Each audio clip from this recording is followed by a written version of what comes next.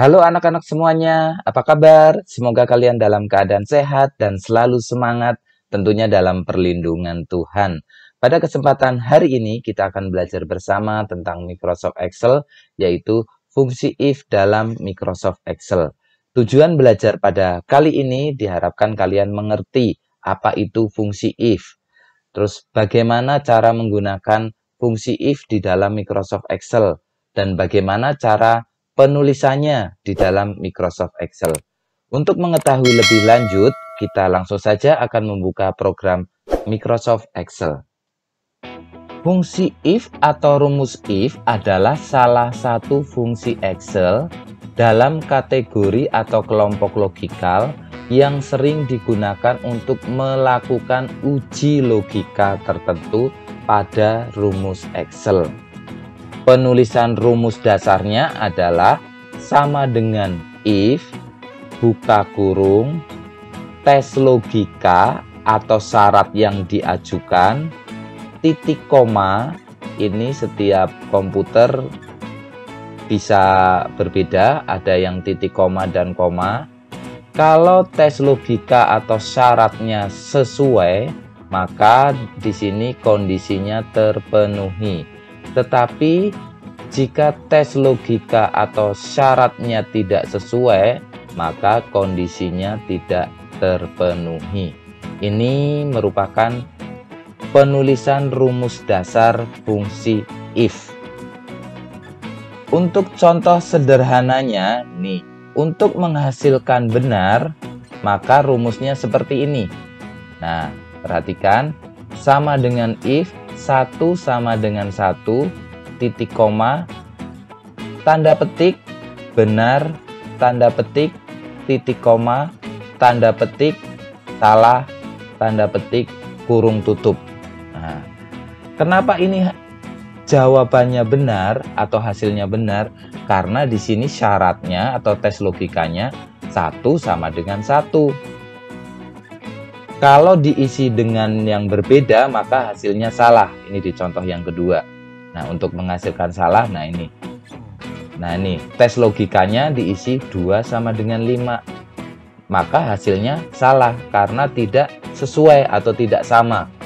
Kalau kita isi dengan sesuatu yang berbeda, boleh angka kecil atau angka besar, misalnya contoh 3 sama dengan 7. Hasilnya pasti selalu salah. Nah, tetapi kalau diisi dengan angka yang sama, entah itu angka 1 atau misalnya 5 sama dengan 5, maka hasilnya selalu benar. Nah, ini contoh fungsi if sederhana. Baik, kita lanjutkan dengan if tunggal. Rumus if tunggal adalah rumus di mana hanya menggunakan satu if. Contohnya seperti berikut. Nah, di sini ada tabel. Nah, kalau membaca rumus berikut adalah syarat yang diajukan atau tes logikanya, jika jumlah lebih besar dari 140, maka keterangannya lulus. Ya, syarat atau logika yang diajukan adalah jika jumlah lebih besar dari 140, maka keterangan lulus. Jadi jumlah di sini adalah nilai nama 1, 2, 3, dan 4. Kalau jumlah nilainya lebih dari 140, maka lulus. Penulisannya seperti ini. Perhatikan. Nah, if buka kurung E2 lebih besar dari 140, titik koma, tanda kutip lulus, tanda kutip, titik koma, tanda kutip gagal, tanda kutip kurung tutup. Nah, seperti yang sudah Bapak sampaikan di awal, bahwa titik koma ini adalah variabel dan setiap komputer mungkin berbeda, bisa titik koma atau menggunakan koma. Kalau kalian tidak bisa menggunakan titik koma, cobalah menggunakan koma. Nah, ini rumus-rumusnya sudah ada, menggunakan untuk mengisi keterangan. Ini F2 maksudnya kolom F baris kedua. Nah, ini rumusnya F3 kolom F baris ketiga, menggunakan syarat atau tes logikanya adalah di kolom jumlah. Seperti itu. If ganda adalah rumus if yang menggunakan dua if. Nah, ini contoh yang menggunakan dua if. Di sini ada tabelnya masih sama seperti yang tadi. Nah, di kolom pertama atau keterangan pertama, nah ini akan terisi dengan lulus karena syarat yang diminta adalah nilai A dan nilai B lebih besar dari 60. Jadi nilai A harus lebih besar dari 60 dan nilai B harus lebih besar dari 60. Penulisan rumusnya sudah ada contohnya di sini, atau kalian perhatikan ini. C2 lebih besar dari 60, titik koma if D2 lebih besar dari 60, maka titik koma lulus, titik koma gagal, kurung tutup, titik koma gagal. Jadi kalau kita membuka dua kurung buka, maka kita harus mengakhiri dua kurung tutup juga, ya. Jadi patokannya, kalau kita membuka dua kurung buka, maka kita juga harus mengakhiri dua kurung tutup. Nah, di sini jawaban yang gagal adalah nama 2. Kenapa nama 2 jawabannya gagal? Karena syaratnya tidak terpenuhi. Syarat C lebih besar dari 60 tidak terpenuhi, maka gagal. Terus nama 4 atau ini nama 4 juga gagal karena syaratnya juga tidak terpenuhi. Syarat nilai B di atas 60 tidak terpenuhi. Yang lainnya lulus karena syarat atau tes logikanya terpenuhi, maka keterangannya lulus. Sekarang if ganda 3 atau rumus menggunakan 3 if. Contohnya seperti berikut. Nah, dalam kolom keterangan kita mengisi rumusnya seperti ini. Kita menggunakan tes logika atau syarat dari kolom rata-rata. Jadi kita menggunakan tes logikanya atau syaratnya dari kolom rata-rata. Jika kolom rata-rata nilainya lebih dari 90, maka baik sekali. Jika rata-rata nilainya lebih besar dari 80, maka baik. Jika rata-rata nilainya lebih besar dari 70, maka keterangannya cukup. Selain itu, otomatis nilainya kurang. Kita perhatikan, kita membuka 3 kurung. Yang 1, 2, 3. Maka kita akan mengakhiri dengan 3 kurung. Ya, seperti itu. Bapak ingatkan sekali lagi, variabel titik koma itu setiap komputer berbeda. Mungkin laptop atau komputer kalian menggunakan koma. Silahkan dicoba.